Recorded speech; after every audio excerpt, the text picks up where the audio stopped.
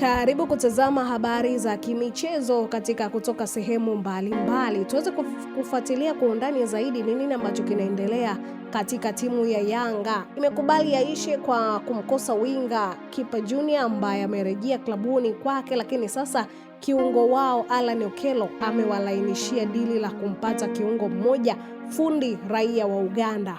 Unaposoma habari hii, tambua kwamba mazungumzo kuhusu usajili wa kiungo Bobosi anayechezea klabu ya Okal Roots kutoka jiji la California na mabosi wa klabu ya Yanga yanaendelea vizuri, ambapo dili hilo linaweza kutumia wakati wowote kutokana na Okello kurahisisha mazungumzo hayo. Lakini pia Yanga inataka Bobosi ambaye ni rafiki mkubwa wa rais wa Yanga Engineer Hersi Said kuja kufanya kazi ndani ya klabu hiyo, wakati huu wakisaka kiungo mshambuliaji ambaye anaweza kutokea pembeni au katikati ya uwanja. Taarifa kutoka Uganda kwa moja ya mastaa wanaoichezea Vipers ni kwamba Okello amepokea simu ya Bobosi akiuliza juu ya maisha ya ndani ya Yanga baada ya kiungo huyo kutafutwa na mabosi wa mabingwa hao wa soka Tanzania. Bobosi anaweza kuja Yanga. Nimeona anawasiliana na Alan Okello akimuuliza namna ya maisha ya Yanga yalivyo. Ametafutwa na viongozi wa Yanga wakataka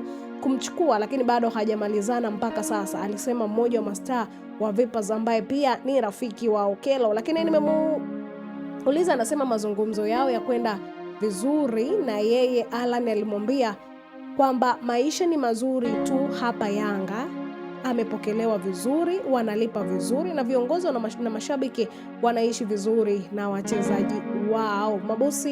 Bobosi ndani ya mechi 15 za Ruti amepokea msimu umefanyika kutengeneza assist moja pekee ndani, akipata muda wa kutosha wa kucheza. Kiungo huyo ambaye ana nafasi ya uhakika kwenye kikosi cha timu ya taifa nchini Uganda, Yanga imekuweka nguvu zaidi baada ya kumkosa kipa ambaye amerejea Azam FC.